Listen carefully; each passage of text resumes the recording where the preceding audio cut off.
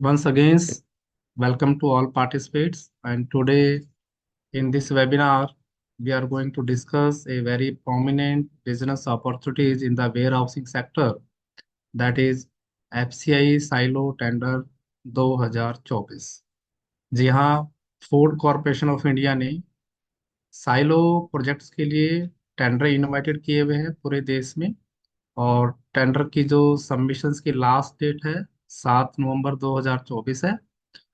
और टेंडर से related aspects कि कैसे हमें टेंडर में पार्टिसिपेट करना चाहिए, क्या बेसिक्स एलिजिबिलिटी नॉर्म्स है, ऐसे कंप्लीट एस्पेक्ट जो टेंडर से रिलेटेड है वो हम इसमें अब डिस्कशन करें। तो आई होप जितने भी पार्टिसिपेट जुड़े हुए हैं, आफ्टर वेबिनार्स आपको कंप्लीट इसकी रिकॉर्डिंग भी मिल जाएगा, पीपीटीज भी मिल जाएगा। और यदि आपके पास टेंडर से रिलेटेड कुछ क्वेश्चंस हैं तो वो भी हम वन टू वन डिस्कशन करेंगे, ताकि आपको इस टेंडर से रिलेटेड जो बेसिक्स नॉर्म्स हैं उनकी क्लैरिटी हो जाए, ताकि आप सक्सेसफुल इस टेंडर में पार्टिसिपेट कर पाए।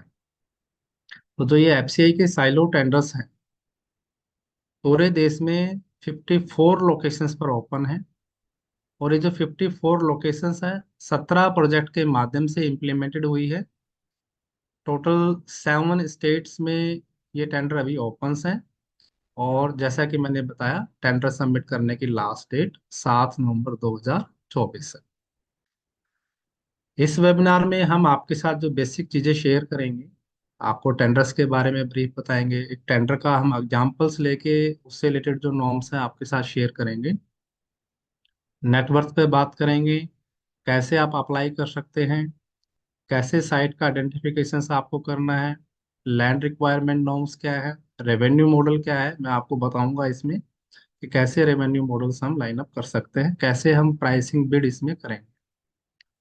इसके बाद यदि आप टेंडर सबमिट करना चाह रहे हैं तो केआईपी कैसे आपको असिस्ट करेगी, ये भी मैं आपको डिटेल्स में बताऊंगा, ताकि आप इस टेंडर में सक्सेसफुली पार्टिसिपेट कर पाए।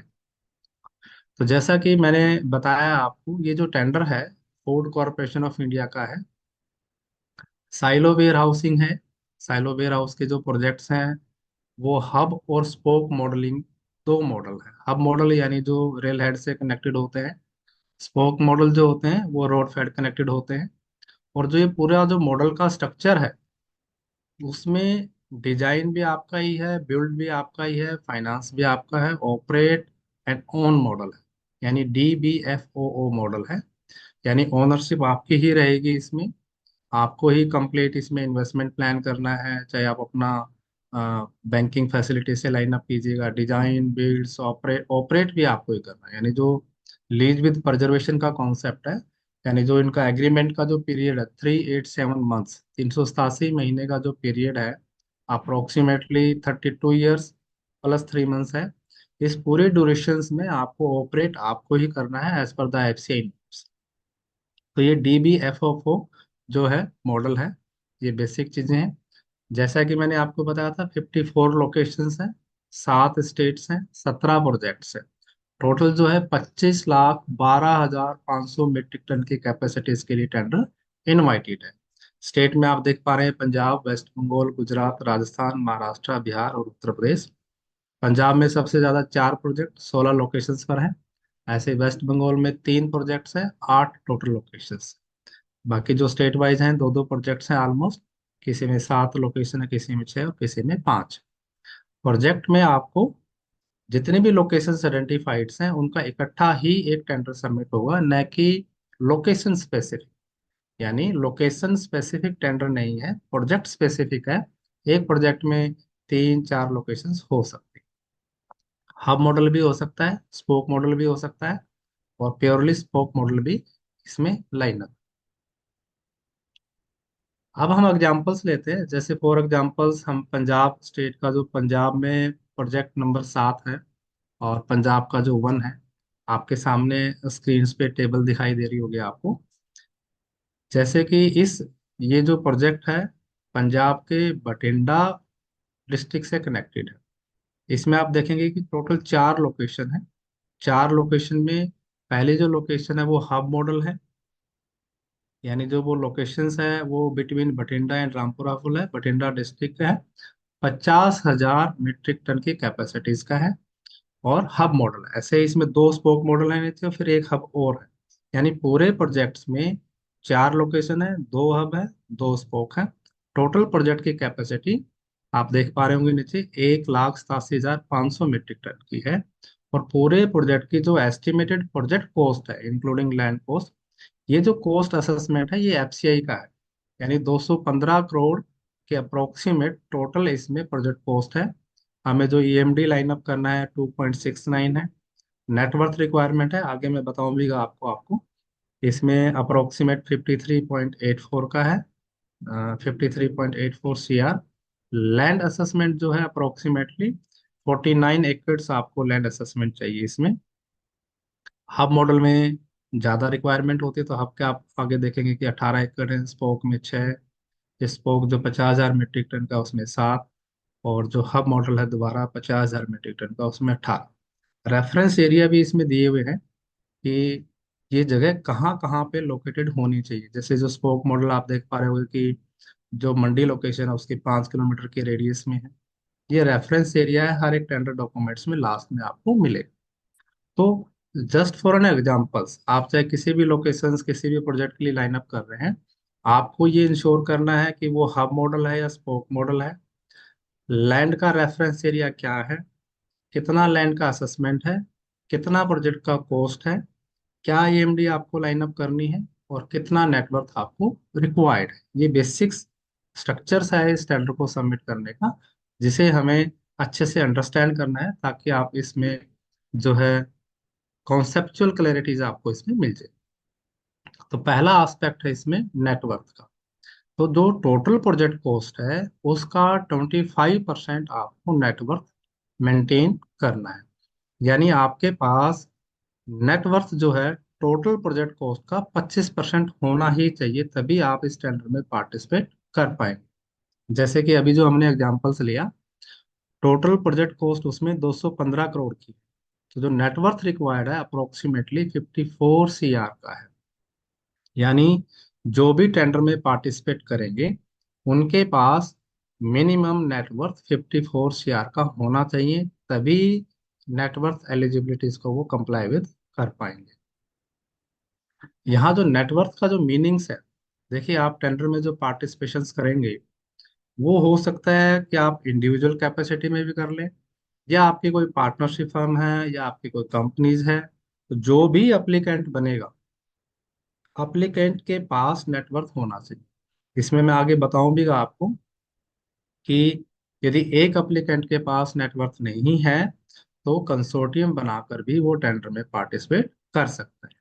तो अगर आपकी कंपनी है, प्राइवेट लिमिटेड कंपनीज हैं, तो कंपनीज में जो paid up equity share capital है वो, और उसमें जो रिजर्व जोड़ के बाकी जो रिवैल्यूएशन रिजर्व है, मिसलेनियस एक्सपेंडिचर्स हैं, या रिजर्व जो अवेलेबल्स नहीं है इक्विटी शेयर होल्डर के लिए, वो इसमें से माइनस हो जाएंगे। तो ये नेटवर्थ की डेफिनेशन है। अदर देन कंपनी है तो आपके पास जो भी एसेट्स है और जो लाइबिलिटीज उसमें से माइनस हो जाएगी, जो as per the normal accounting standard है, वो आपका नेटवर्थ आ जाएगा। तो जो नेटवर्थ होगा वो, अगर कंपनी है तो आपका जो स्टैट्यूटरी ऑडिटर है वो सर्टिफाइड करेगा, अगर अदर केसेस है तो आप अपने सीए से वो सर्टिफाइड करवा पाए। तो ड्यूली साइंड नेटवर्थ सर्टिफिकेट्स इसमें आपका लगता है, जो कि एक बेसिक्स एलिजिबिलिटी नॉर्म्स है। आपको ये ध्यान रखना है। अब इसमें जो आगे का जो कॉन्सेप्ट है कि इसमें आवेदन कौन कौन कर सकते हैं, तो जैसे मैंने बताया आपको, आप इंडिविजुअल के नाते या कंपनी के नाते या आप ग्रुप ऑफ मेंबर बना के as per the need of your net worth criteria participate कर सकते हैं। जो ग्रुप बनता है उसको हम कंसोर्टियम बोलते हैं। अभी आपको यहाँ ना तो कोई पार्टनरशिप फर्म का रजिस्ट्रेशन रिक्वायर्ड है, ना ही कोई कंपनी का रजिस्ट्रेशन रिक्वायर्ड है। आफ्टर अलॉटमेंट, अगर अलॉटमेंट होती है तो ही इसमें जो है एसपीवी बनेगी, जिसको हम स्पेशल पर्पस व्हीकल्स बोलते हैं। यानी एक प्राइवेट लिमिटेड कंपनी बनेगी, जितने भी मेंबर उसमें जिन्होंने टेंडर के समय अपना शेयर होल्डिंग पैटर्न डिफाइन किया हुआ है तो now at the time of the tender filing you need not to incorporate any company और ए फर्म्स।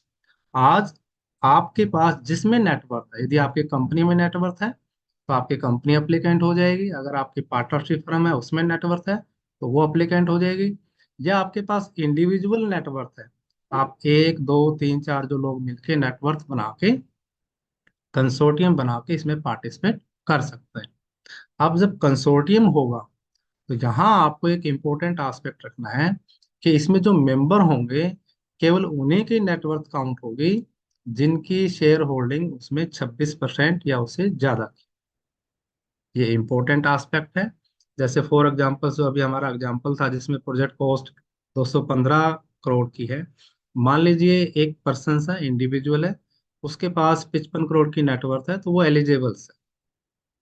लेकिन मान लीजिए एक के पास 55 करोड़ नहीं है, तो चार लोगों ने कंसोर्टियम बनाया, जैसे आप देख पा रहे होंगे इस टेबल में, X Y Z A B C D, यानी चारों लोगों के पास, चार लोगों ने मिलकर इसमें टेंडर में पार्टिसिपेट किया। चार में से ए के पास जो शेयर होल्डिंग है 26% है, बी की 20% है, सी की 28 है और डी की 26 है। तो ए के पास 15 करोड़ का नेटवर्थ है, बी के पास 10 करोड़ का है, सी के पास 20 करोड़ का है, डी के पास 20 करोड़ का है। तो यहाँ आप देखेंगे कि जो जो टेंडर हम फाइलिंग करेंगे, तो उसी का नेटवर्थ काउंट होगा जिसकी शेयर होल्डिंग 26% है। तो यहाँ जैसे ए की 26% है तो वो हम काउंट करेंगे। बी का केवल 20% शेयर होल्डिंग है, तो उसकी जो ये 10 करोड़ की जो नेटवर्थ है ये काउंट नहीं होगी, क्योंकि ये 26% से कम की शेयर होल्डिंग में आया हुआ है। सी की हम काउंट करेंगे और डी की हम काउंट करेंगे। तो यहाँ ये इंपॉर्टेंट एस्पेक्ट, जिसके पास अच्छी नेटवर्थ है, जब भी आप कंसोर्टियम बनाएंगे तो आपको ये टेक केयर रखना है कि उसकी जो शेयर होल्डिंग है वो 26 या उससे ज्यादा की अपने को रखनी है। तो ये इंपॉर्टेंट एस्पेक्ट है नेटवर्क से रिलेटेड। आप जब भी कंसोर्टियम बनाएं तो आपको ये टेक केयर रखना है।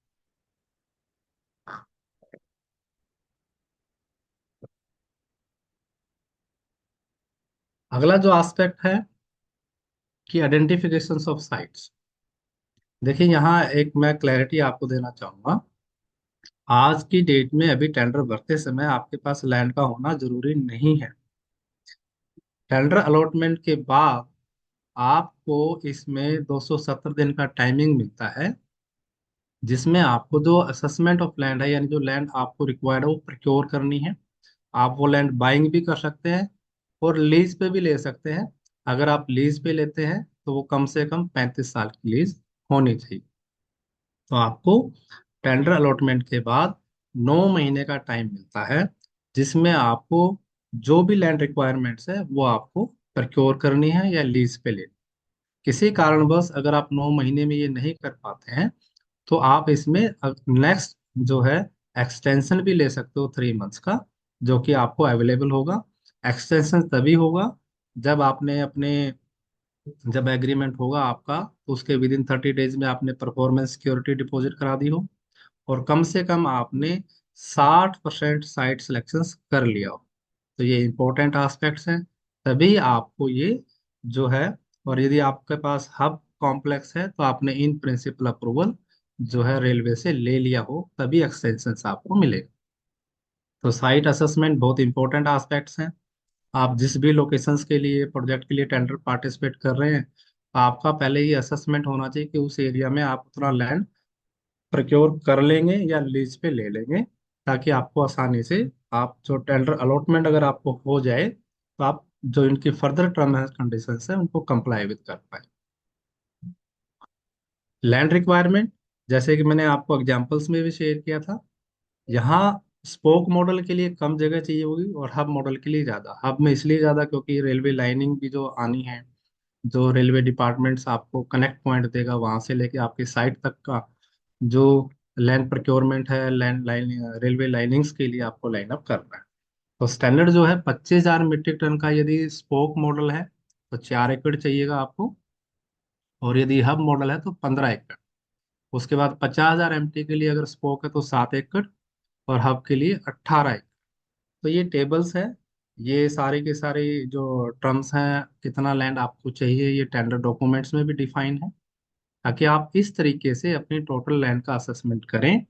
और जब टेंडर में आप पार्टिसिपेट कर रहे हैं तो आपका एक जो प्री असेसमेंट है लैंड से रिलेटेड, आप उसका कॉस्ट असेसमेंट भी करेंगे। आपको टोटल रिक्वायरमेंट क्या है, अवेलेबिलिटीज क्या है। स्पोक मॉडल है तो आपको कम जगह की जरूरत पड़ेगी, हब है तो आपको ये भी इंश्योर करना पड़ेगा कि कहाँ से लेके कहाँ तक की लाइन आपकी लगेगी, और उस पूरे एरिया में आपको लैंड का प्रोक्योरमेंट करना है। तो बहुत इंपॉर्टेंट एस्पेक्ट है लैंड रिक्वायरमेंट्स। अगला जो एस्पेक्ट है कि रेवेन्यू मॉडल्स।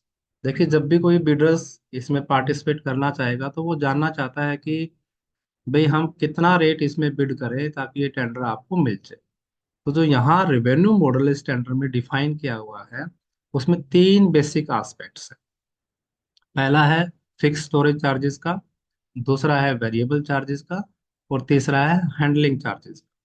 यानी जो फिक्स्ड स्टोरेज चार्जेस है, इसके लिए आपको बिड करना है।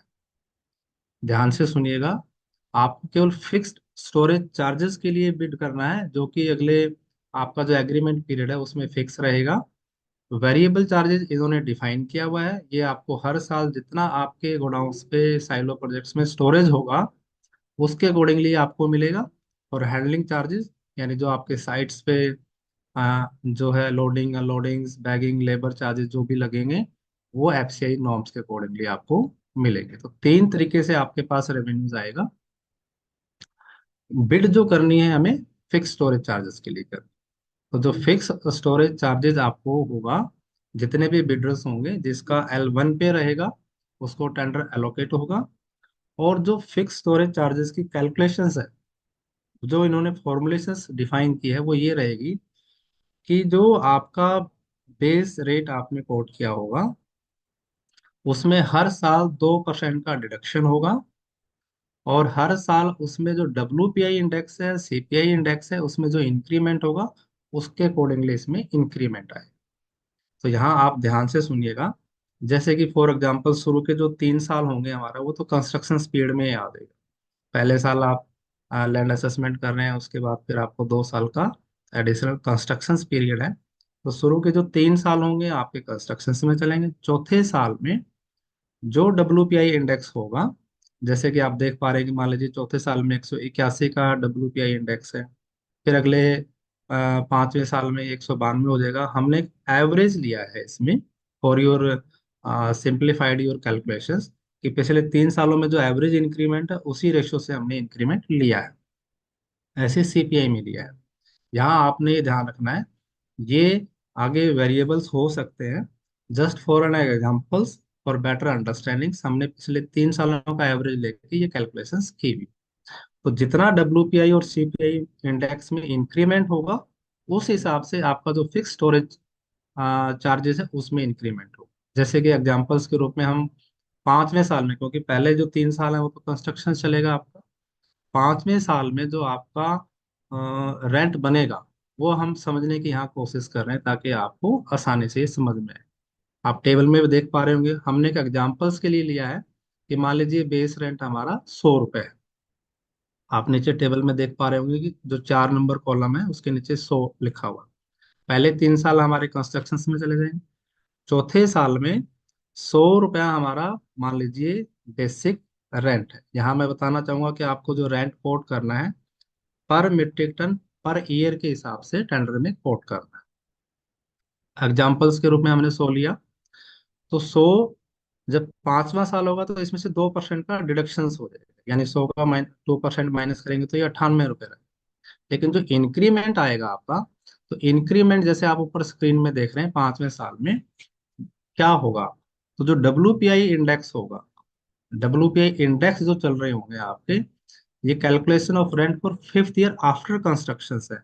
यानी 3 साल का आपका कंस्ट्रक्शन पीरियड और अगले 5वां साल, यानी फिर ये 8वां साल हो गया आपको। टेबल में 8वें साल में आप देखोगे कि 100 रुपये जो है वो माइनस होते होते आपका 92 रुपये पे पहुंच गया। और जो WPI इंडेक्स है, हमने माना कि बेस ईयर में मान लीजिए वो 1 है, तो उसमें भी हर साल जो इंक्रीमेंट हुआ, तो जो 8वें साल में बेस ईयर जो है हमारा इंडेक्स मान लीजिए WPI का 181 था, और 8वें साल में ये बढ़ के 231 हो गया है। तो आप देख पा रहे होंगे। तो इस ऐसे ही हमारा जो CPI बेस ईयर का था 166 है, और 8वें साल में बढ़ के ये 212 हो गया। तो इनमें अब कितना इंक्रीमेंट हुआ। तो जो WPI इंडेक्स है उसका तो हम 70% इंक्रीमेंट लेंगे, CPI का है उसका 30% इंक्रीमेंट जोड़ेंगे। तो आप देखेंगे कि 1 प्लस यानी हमारा बेस होगा, उसमें हमने जोड़ा, क्या जोड़ा कि WPI इंडेक्स में कितना इंक्रीमेंट हुआ। यानी वो 181 से बढ़ के 231 हो गया, तो 231 माइनस 181 करके डिवाइड बाई 181 किया, तो ये इतना इंक्रीमेंट आया ये, उसका 70%। ऐसे ही CPI का, जो कि 166 था बेस ईयर में, और उसके बाद ये 212 तक पहुंच गया, तो इसका इंक्रीमेंट उसका 30%। जब इन दोनों को हम क्लब करेंगे तो 1 रुपया में प्लस करेंगे तो 1 रुपया 27 पैसा, ये इंक्रीमेंट हमारा पहुंचा। तो अब हमारा जो रेंट होगा, यानी जो आफ्टर कंस्ट्रक्शन के बाद 5वें साल में, 3 + 5 यानी 8वें साल में, आप टेबल पे देख पा रहे होंगे 100 रुपया जो फिक्स था वो तो घट के हो गया हमारा 92। और जो हमारा इंक्रीमेंट होना था WPI इंडेक्स में, वो 1 रुपये से बढ़ के हमारा 1 रुपया 27 पैसा हो गया। तो अब जो रेंट बना आपका, वो बनेगा कि 92.24 जो आपका बेस रेंट हुआ, उसमें जो इंक्रीमेंट आया 1.27 के हिसाब से, यानी 117.14। ये इम्पोर्टेंट आस्पेक्ट टेंडर का।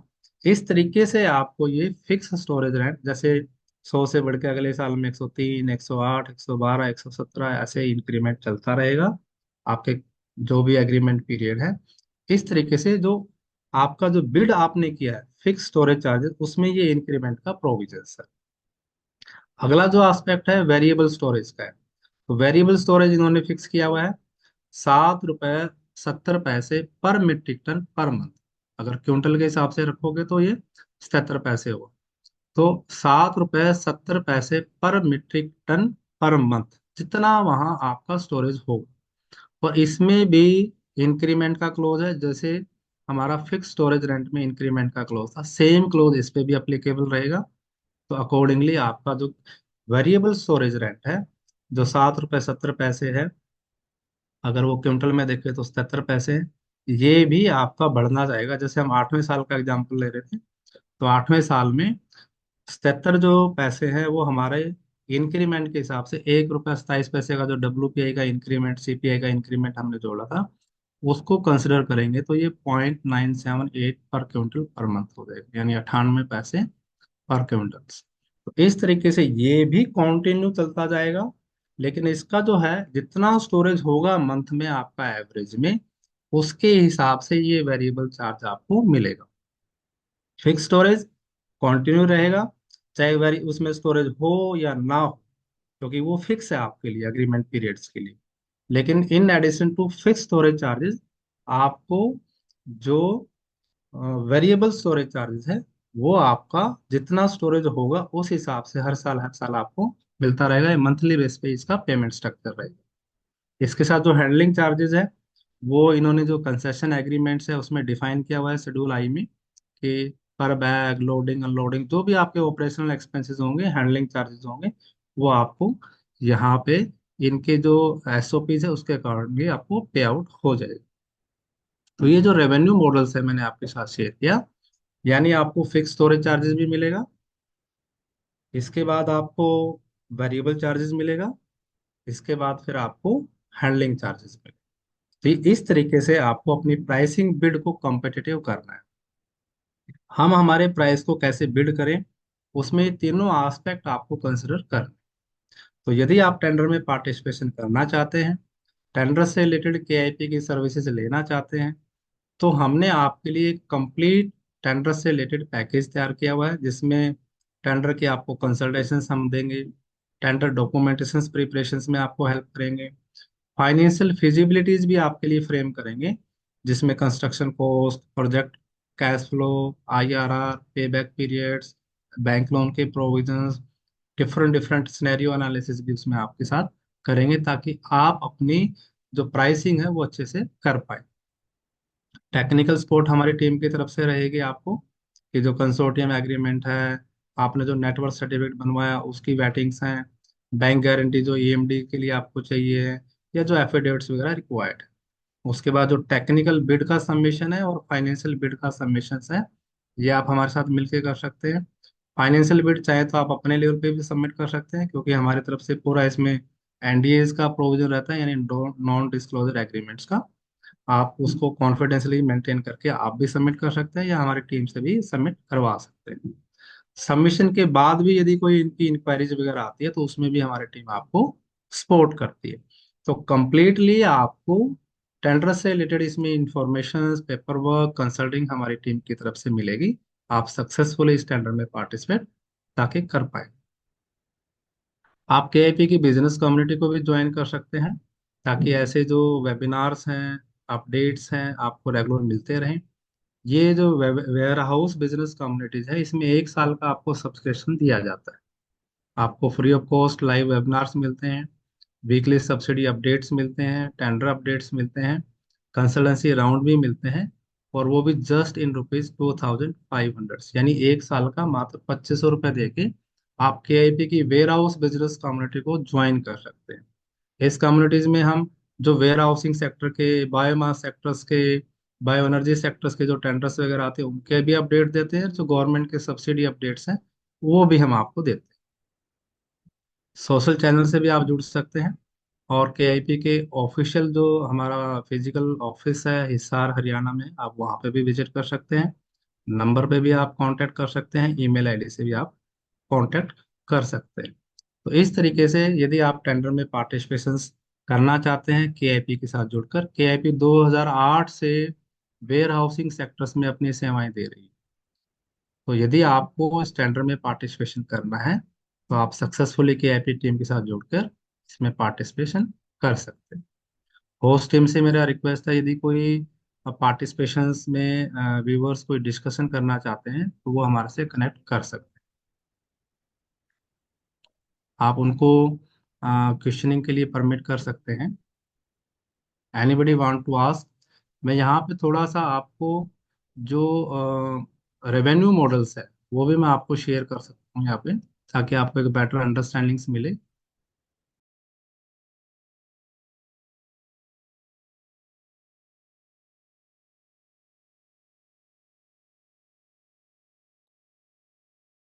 हाँ, देखिए मैं आपको एक डैशबोर्ड शेयर कर रहा हूँ ताकि एक आपको अंडरस्टैंडिंग मिले। माई स्क्रीन इज विजिबल ना? तो ओके ओके, थैंक यू। देखिए ये जैसे फॉर एग्जांपल्स हमने एक आपको स्क्रीन दिख रही होगी। ये डैशबोर्ड मैं दिखाने के लिए आपको इसमें दिखा रहा हूँ ताकि आपको एक अंडरस्टैंडिंग मिले। ये देखिएगा 1 मिनट। जैसे मान लीजिए हमने एक एग्जांपल्स लिया पंजाब का। टोटल कॉस्ट है इसकी 215 करोड़। तो इसकी जो कैपेसिटी है 1,87,500 की है। लैंड कॉस्ट इसमें इंक्लूडेड है। और अगर 75% आप लोन ले लेते हैं और 25% अपना पैसा लगाते हैं, तो ये इस तरीके से 215 करोड़ का प्रोजेक्ट, 161 करोड़ का आपका बैंक से लोन, और 54 करोड़ के रुपए करीब आपका खुद का पैसा। अगर आप बैंक से लोन लेते हैं 8.5% में, 3 साल का अगर हमारा मोरेटोरियम है, टोटल 20 साल का टेन्योर्स है, 17 साल की आपको पेमेंट्स है। और यदि आप 1250 रुपये का रेट कोट करते हैं, और वेरिएबल स्टोरेज का जो प्रोविजंस है आप देख पा रहे होंगे, तो हमारे जो प्रोजेक्ट्स की आईआरआर होगी वो अप्रोक्सीमेट्स, अगर हम 1250 के हिसाब से इन्हीं की कॉस्ट के हिसाब से लेके चलते हैं, तो 14.70 का आपका आईआरआर मेंटेन। अगर हम पेसिमिस्टिक भी चलें, यानी 5% का नेगेटिव एस्पेक्ट लेके भी चले इसमें, तो ये 13.14 हो जाएगा। और अगर हम पॉजिटिवली लेके चलें तो 15 के करीब तक का भी ये आईआरआर आपका जा सकता है। तो ये ऑप्टिमिस्टिक व्यू है 15% तक का, और एट पार नॉर्मल में 14%, 14, 14.5 तक का जा सकता है, और पेसिमिस्टिक में 13%। ये हमने इन्हीं की कॉस्ट को लेके असेसमेंट किया है। और यदि पे बैक देखें तो हमारा एट पार 12 साल में पे बैक मेंटेन हो रहा है। पैसिवली अगर हम रिवर्स साइड में चलें तो 13 साल में, और ऑप्टिमिस्टिकली करें तो 11 साल। नेट जो कैश फ्लो आपको अगले 32 सालों में मिलना है, यानी जो ये प्रोजेक्ट है 217 करोड़ का, अगर हम 32 सालों का प्रोविजन करें तो नेट कैश फ्लो आपका 737 करोड़ के अप्रोक्सीमेट यहाँ पे आएगा अगले 32 सालों में। अब ये जो मॉडलिंग हमने आपके लिए तैयार की है, आप इसमें चेंज भी कर सकते हैं। जैसे फॉर एग्जांपल्स आप चाहते हो कि सर ये 215 करोड़ का इनका असेसमेंट है, अगर इसको हम चेंज करें, मान लीजिए हम 200 करोड़ ही रखें इसमें। ये मैंने 200 करोड़ कर दिया, इन लैक्स में ये फिगर्स हैं, यानी तो फिर हमारा क्या आईआरआर मेंटेन होगा यदि हम 1250 का ये रेट फिक्स करते हैं। आप देखेंगे कि आपका आईआरआर इसमें ये बढ़ गया 16 से। अब आप इसके अकॉर्डिंगली अपने रेट को डेबिट कर सकते हैं। आप 1200 पे चेक करना चाहें तो 1200 पे चेक कर लेंगे, तो आपका आईआरआर और कम हो जाएगा, क्योंकि लास्ट टाइम का जो रेट गया हुआ है 1200 के करीब गया हुआ है। आप अगर और कॉम्पिटिटिव करना चाहते हैं तो 1150 करके दे सकते हैं, तो आपका आईआरआर डिफरेंट मिलेगा। तो इस तरीके से आप पूरे जो ये फाइनेंशियल मॉडलिंग है ये हमारी टीम आपको बना के देगी, ताकि आप रेट सही से कर पाए।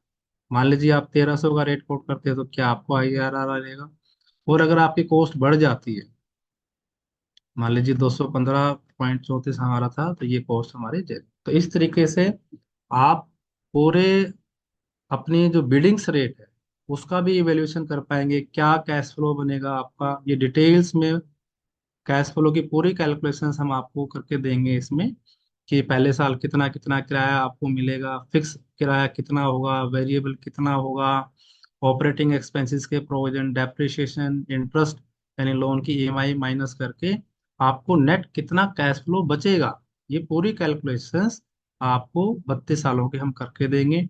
प्रोजेक्ट की आईआरआर क्या रहेगी, पेबैक क्या रहेगा, ऐसा भी कंप्लीट कैलकुलेशन का प्रोविजंस आपको, यदि आप हमारे साथ मिलकर टेंडर में पार्टिसिपेट करते हैं, तो ऐसी एक फाइनेंशियल फिजिबिलिटीज जिसमें आप डिफरेंट डिफरेंट सिनेरियो का एनालिसिस करके अपने हिसाब से अपने टीम के असेसमेंट के हिसाब से, बैंकिंग के हिसाब से आप असेसमेंट कर पाएंगे कि भी क्या रेट आपको कोट करना चाहिए, ताकि आपको आसानी से टेंडर मिलने की संभावना बढ़ जाए। तो अभी यदि आपका कोई क्वेश्चंस है तो आप 1 to 1 भी डिस्कस कर सकते हैं हमारे साथ। सुशील कुमार जी जुड़े हुए हैं, चंद्रा पंसारी जी भी जुड़े हुए हैं, और ऋषभ जी जुड़े हुए हैं। आपका अगर कोई 1 to 1 क्वेश्चंस हैं तो I am trying to give the answer. जी आप अनम्यूट कर लीजिएगा अपने आप को। सुशील जी अगर कुछ पूछना चाह रहे हैं तो आप अपने माइक को अनम्यूट कर लेंगे तो आपकी आवाज़ हमारे तक पहुंच जाएगी। जी सर, बोलिए प्लीज। मैं लखनऊ से बोल रहा हूँ सुशील। जी आपने जी। प्रोजेक्ट में लखनऊ का बताया था कि इसमें दो प्रोजेक्ट्स हैं, लोकेशन 5 है, जी जैसे सर मैं। यूपी। जी सर यूपी में है प्रोजेक्ट हमारा। यूपी में जो प्रोजेक्ट है,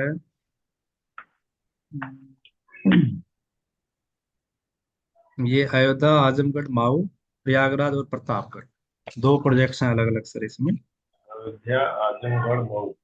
जी सर। और आपका प्रयागराज प्रयागराज।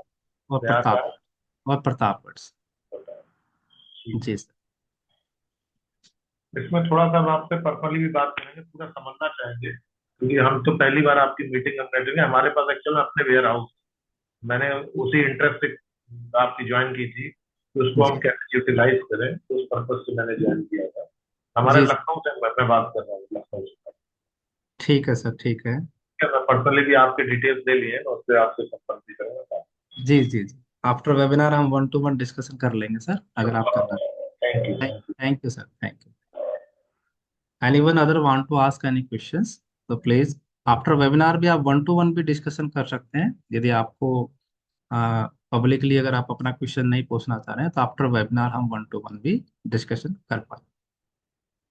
आप अपना रेज हैंड कर सकते हैं अगर आप पूछना चाहें अभी। ओके। आपको ये वेबिनार का रिकॉर्डिंग्स भी हम प्रोवाइड करा देंगे, और आफ्टर वेबिनार्स आप 1 to 1 डिस्कशंस भी कर पाए। ये रिकॉर्डिंग आप मेल पे भेजेंगे, कैसे भेजते ये यूट्यूब पे अपलोड कर देंगे सर, आपको मिल जाएगा। हैं? थैंक जी सर, जी सर, जी सर, जी सर। तो thanks to all participates, great you. हम एक थैंक्स। बार पूछने का था, वेस्ट बंगाल में कहाँ पे है? वेस्ट बंगाल में जो प्रोजेक्ट ओपन है सर, ये है सर आपका अलीपुर अलीपुर द्वार है सर एक ये, और ये कोचे बिहार है क्या सर, आपको कुछ बिहार ये है सर। मुर्शिदाबाद है, वीरभूमि है, ईस्ट बर्दवान है, वेस्ट मिदनापुर है, ईस्ट मिदनापुर है, और झारग्राम है सर।